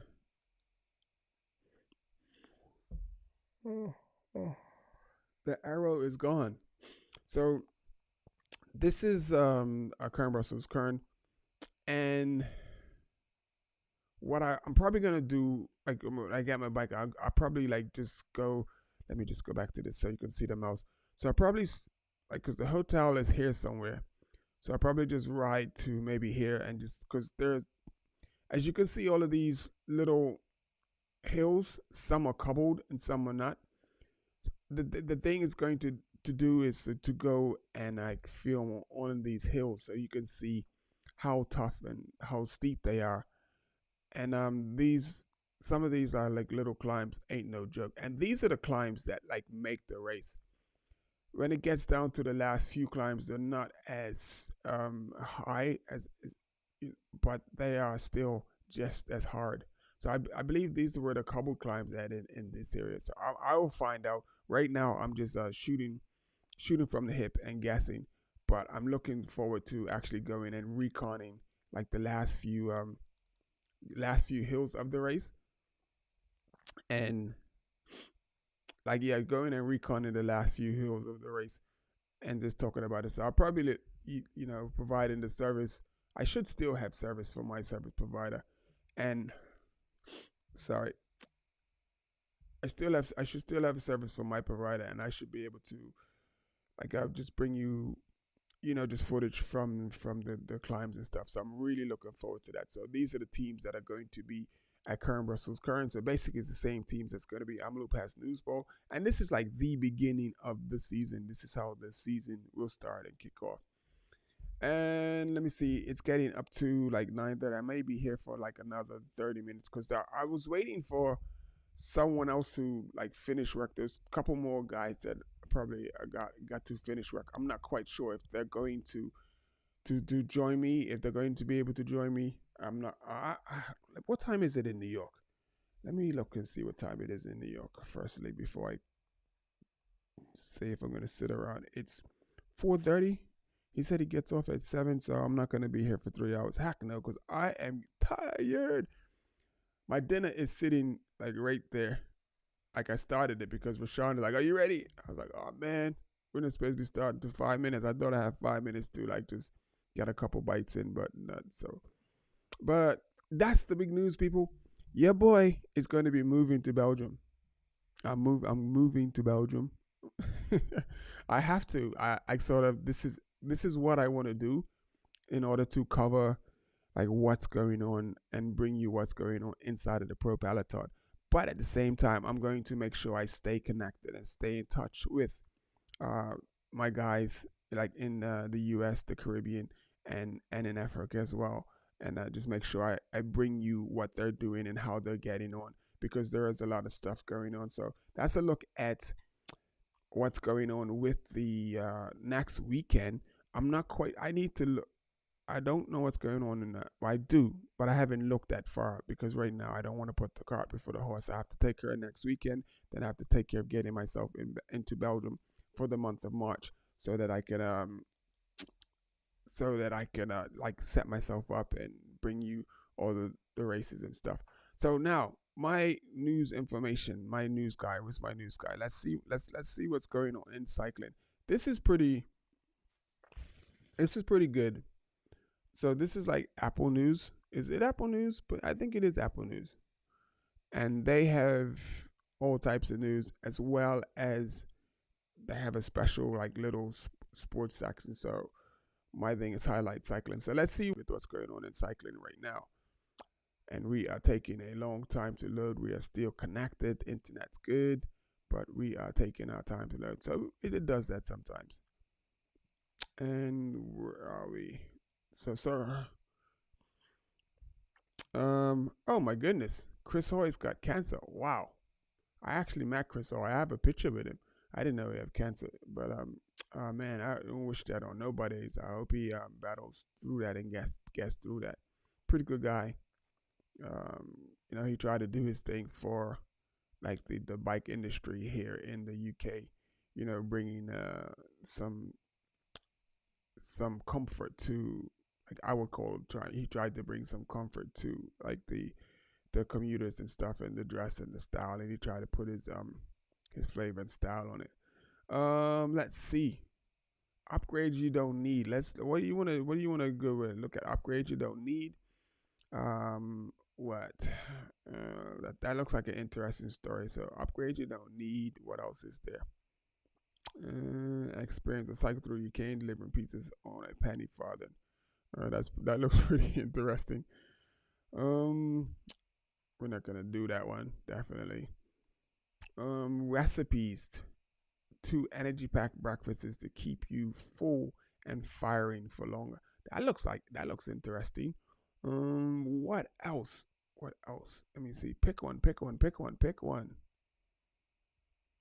Clothing, overpriced, expensive.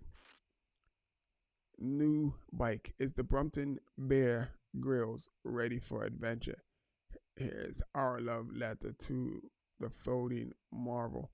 Now everyone knows that Brompton bikes is like, as far as folding bikes, it's nothing on par with Brompton bikes. You just can't. Yeah, there's nothing on par with Brompton bikes. I do like the upgrades one. I do think we're gonna do that one. Let's go back to the top.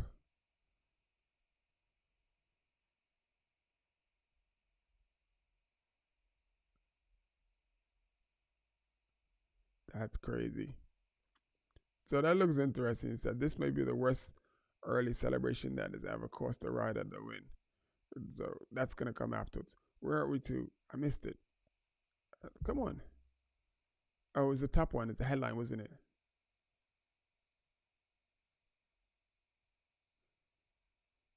So I was gonna do the story about UK bike sales, but sorry, this may be the Rust celebration.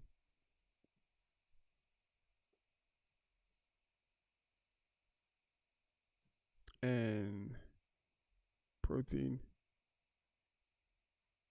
Here we go. Brought to you by Bicycling Magazine.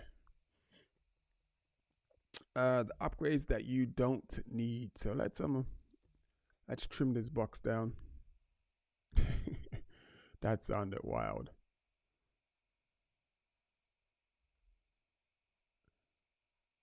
I hope I don't get flagged for that. Let's trim this box down.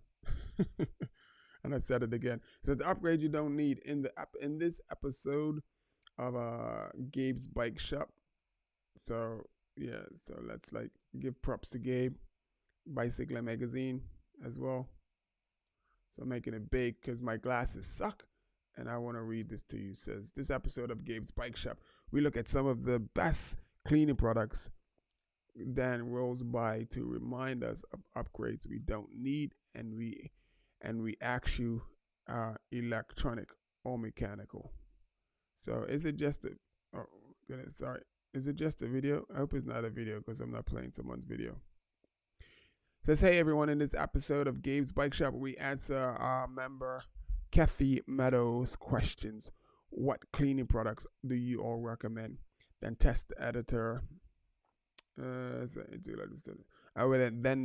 test editor Dan Sherry rolls through the shop to remind us of the upgrades you don't need. Lastly, we had two of the same bikes in for review a year apart and could not decide between the two. So we asked which you prefer in the electronic GT grade, GT, I don't say upgrade, with a 11-speed GRX or the new mechanical GT grade with a 12-speed GRX. So that's for you to decide which one you think. Is it just a video?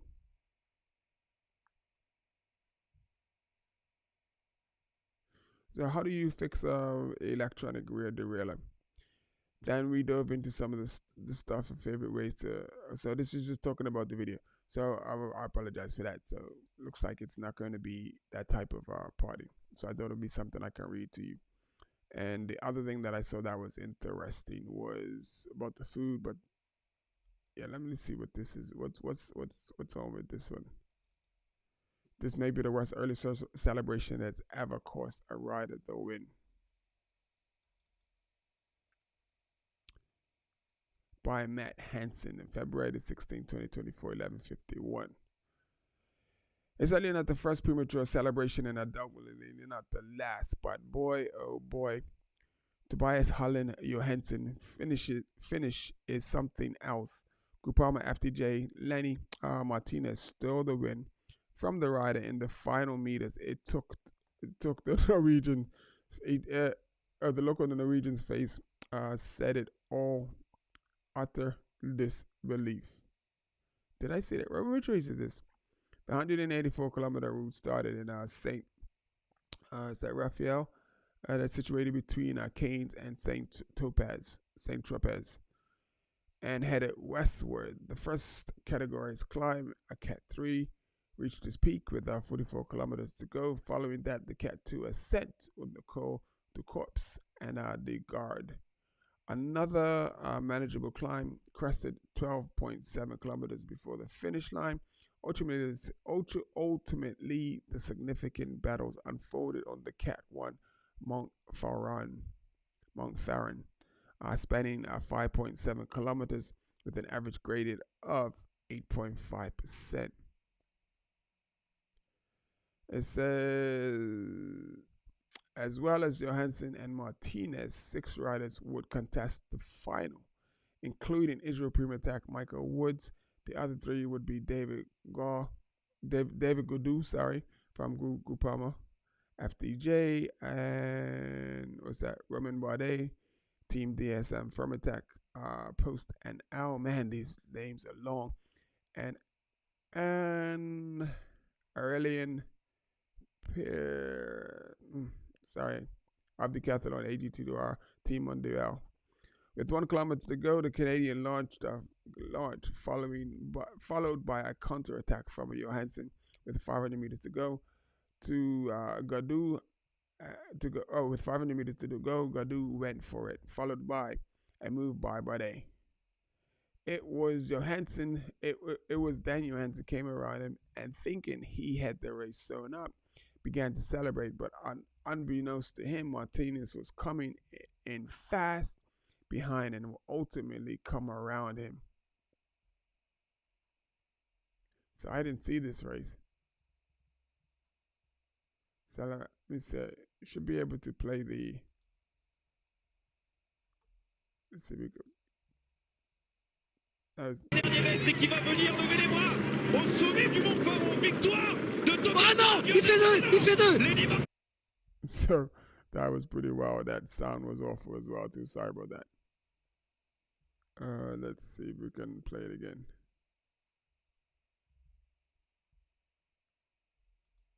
Come on. Oh, it's not finished. So there we go. That's wild. He's celebrating. He's cruising. And he just won. That is wild. Oh my goodness. Let's look at that again. He's just sitting there. And he puts his hand up. He's like, oh my goodness, really? Dude, that is the worst way to like, because that goes on your Palmares. It's at second place. And you definitely had the race one. But that sucks. That really, really sucks. Oh my goodness. So it says the incredible mistake by Tobias Holland Johansson at the finish of the classic VAR atop the Mont Faron, which benefits Lenny Martinez. So that's just wow. Man, the cycling season is starting off amazing. I think the cycling season is going to be the bomb. I'm really looking forward to everything that's coming for the cycling season. I can't wait. I have a whole week to wait. But what's crazy is a lot's going on. So the whole of next week will be me packing up everything that's like here. So my little studio and everything. And putting it in storage before I go to Belgium to do what I need to do. So that's what all next week's going to be, just getting all of this stuff, getting my green screen, all of my,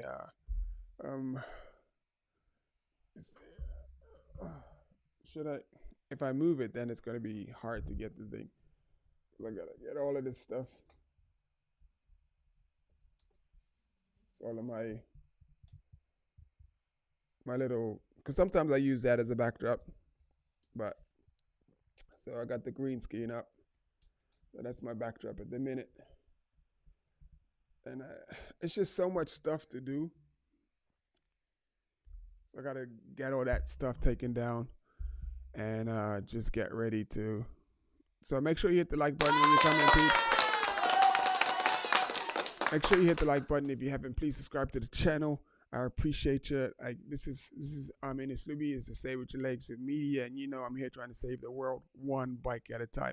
So right now I'm just here just talking and just talking about whatever's going on in cycling. We see Wout van Aert win today's stage. You missed the interview with Roshan Bahati. That was at the beginning of the show. We talked to Roshan Bahati. Really good interview. We just had like a really wide discussion. Because we could probably sit here and just chop it up for hours. I mean, really good guy. He's got some great stuff going on inside of LA and like a lot of stuff that he's doing for kids. He's going to race for a team in Texas. What is it? The Texas Roadhouse team or something like that? And I need to play it back. I'm ButcherBox. I'm butchering it up. Again, apologies. So big up to all of those guys over there. And then we talked about like the different rides and stuff, that everything that's going on inside of like a lot of the stuff that's going on inside of LA and how he came to. I'm gonna chop it up anyway and repost it, and how he came to the bike shop that I was at, and he did his bike giveaway, so that was great. And how Lamert Park shot themselves in the foot. So it's just crazy. It is crazy. It's wild. What else is going on inside of cycling? Trying to think what's going on. I haven't ridden my bike at all this week, and I'm probably, I don't know how much riding I'm gonna get in next week because it's going to be a busy week. Like literally, hopefully my boxes come tomorrow. And once my boxes come tomorrow, then I'll just start packing everything, just get everything ready. And so I can move everything out on Wednesday and be out of here by Friday. So I'll be out Wednesday. Everything will be out and gone. So how's that going to work? So I got to figure out, I can figure out something with Fauzi. So everything will be out and gone. And then I'll be to the airport Thursday evening. I'm going to go to the airport because after the flight is at 6. So the way the trains run, so it doesn't make any sense. So get on the flight 6 o'clock. We land in Belgium at about 9 or something like that. The race starts at about 10 or 11. So that means I could get my bike together properly, or just take it to the hotel, put it in the hotel. Then we go probably to the start finish, go up and down the start finish, see who we could talk to, see if it's any other team set up, maybe talk to some yours, some anybody, some coaches or mechanics that be willing to talk and just get some information. And I just live stream from the finish for a little bit and just see Belgium for a little bit. And then after we do that, obviously we'll wait till the guys come through to the finish and see who we could talk to, bring you some live interviews. And then on Saturday, we're out on the road and we're going to go hit some of the bergs and just video some of the bergs, live stream from some of the bergs so you can see them. I'm really excited, looking forward to that, and just bringing you along with me on that journey to like check out some of the bergs. And what else? And then Sunday, I didn't know Sunday was our Brussels Kern. So basically, all of the teams that will be racing on the Friday will be racing on the Sunday. So we get to see all of them again. So for Brussels Kern, and the race is pretty much, looping in the same area, which is so cool. And then we come back here. I don't know how I'm going to facilitate that, but we come back here. And I'm going to be homeless. Yeah, I'm going to be homeless for a minute. And then the plan is to go back to Belgium for the month and just sort myself out. So I got to try to find... Anyway, I'm part of some groups on WhatsApp. I've been like liaising and stuff and like reaching out and stuff, and to folks in Belgium and stuff. So I'm going to start reaching out and see if I can secure something for a month. I just need to secure something for a month. Yeah.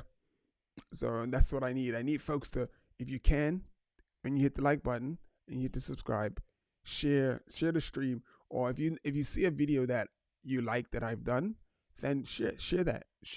So that, help me get the channel to be monetized. So I just need to get Say It With Your Legs Media inside Europe. I'm not going to be GCN just yet, but we're going to get there. We're going to be that. We got some work to do, but it's possible. It's very, very possible. And we're going to get to that place where, people are going to be mentioning us, when they talk about media people. Either he got it wrong or he got it right. That's the guy to go to. So that's what we're working on. We're working on becoming just a known media house inside of cycling. And my whole thing is basically working towards being able to raise enough money and awareness to help kids that want to get into cycling. And we could get rid of you, guy. And what else I got? It's coming up on so 10 more minutes. I'm going to be out in 10 minutes. If you've been chilling and hanging out with me, I definitely appreciate you. Big up Bahati. The respect Bahati fought for in the peloton is something a lot of brothers are benefiting from.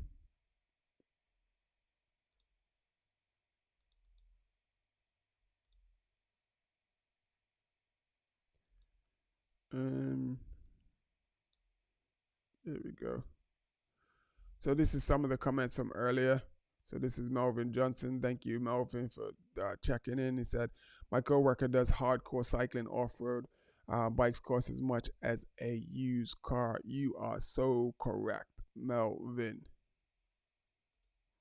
And I gotta figure out how to put the comment into the stream without. Oh, just like that. Okay. A plain sim says, "Big up Bahati. They respect Bahati. The respect Bahati fought for in the Peloton is something a lot of brothers are benefiting from today." So that's Rashawn Bahati on the right, and that's me on the left. And I definitely regretted that. No, I didn't regret it. I that's like one of those things, like, just like, you sometimes you gotta put yourself there. So it hurt, but I definitely enjoyed that.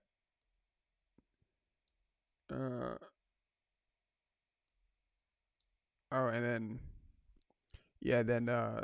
Fit the coach for like dropping me the info. Like I was like trying to remember who was the guy that I was sprinting Remco, and it was Danny Martinez. That was yesterday. Danny Martinez won the stage to take over the leader's jersey yesterday, and I wonder, I'd be crazy if I have to do.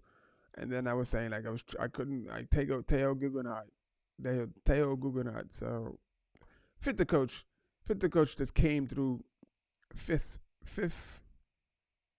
Is it fifth? How do you pronounce that? FIF, the coach.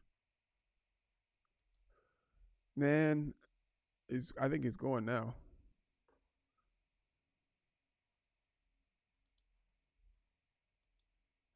So he was just telling me no worries. So I'm just trying to kill this last 8 minutes.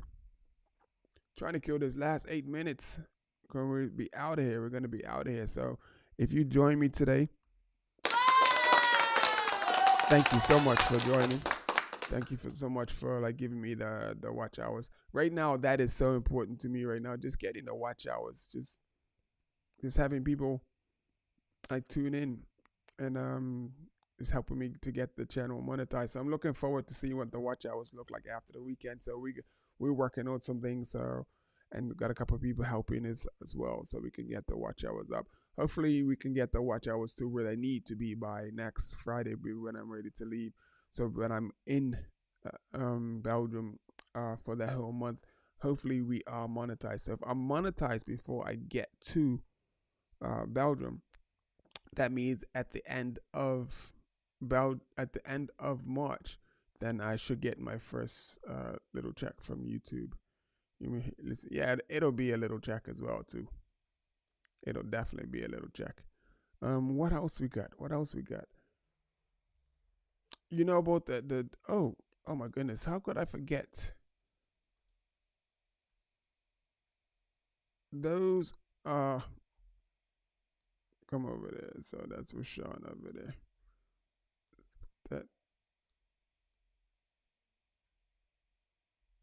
This thing is crazy. It's wild. Yeah, so his name is all over. That's crazy. Hopefully, at some point, I'll be riding with lots of people, and they'll be riding my kids, like with my name all over them. That's what's up.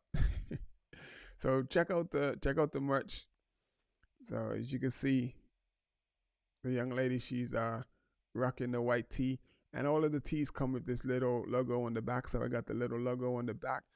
And then, so right now I'm just doing the white and the black. And I can't remember his name. He emailed me about a hoodie and stuff.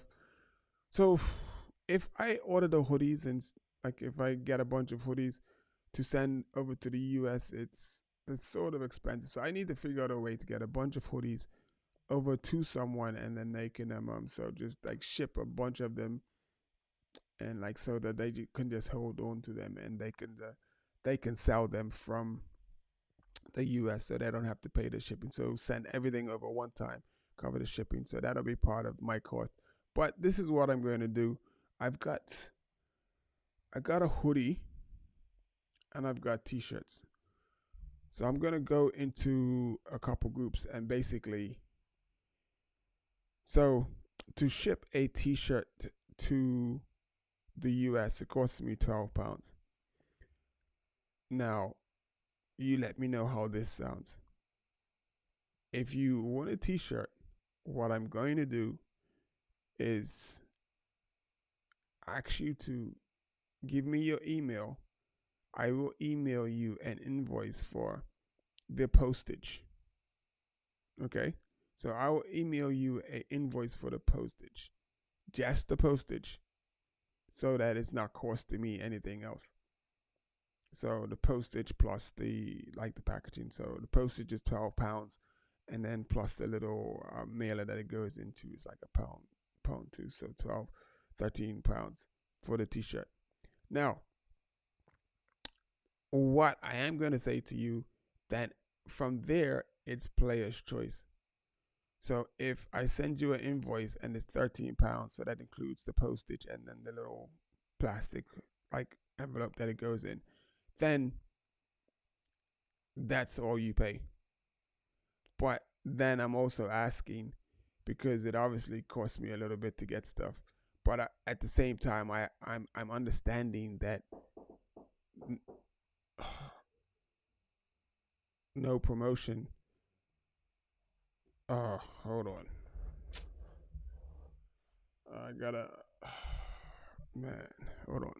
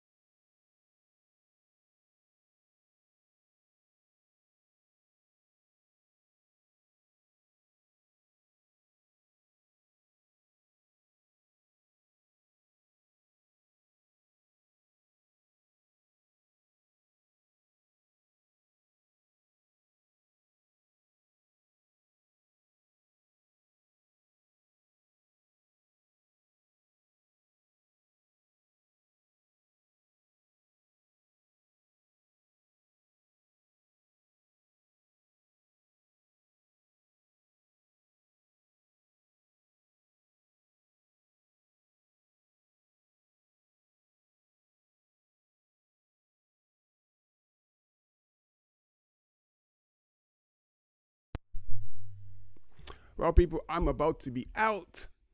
It's been good. So we've been here for a few hours. There's 5 people logged on and I'm not showing anything. That's well. Maybe they're watching it back from the beginning. So I'm about to be out. And make sure you hit the like button, subscribe to the channel, and we will catch you in Belgium. Alrighty. Peace out. Love you guys. Remember to hit the like button, subscribe to the channel, and we do what we gotta do. Do what we gotta do. Where we need you. One more thing.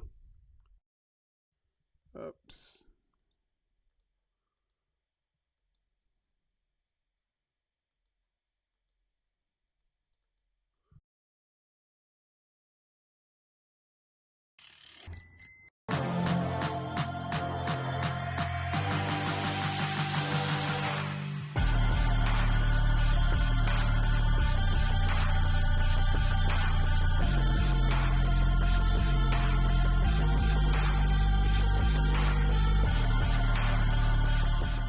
Sever your legs media. You know what to do. Hit the like button, subscribe to the channel. Thanks. We got lots of stuff coming up.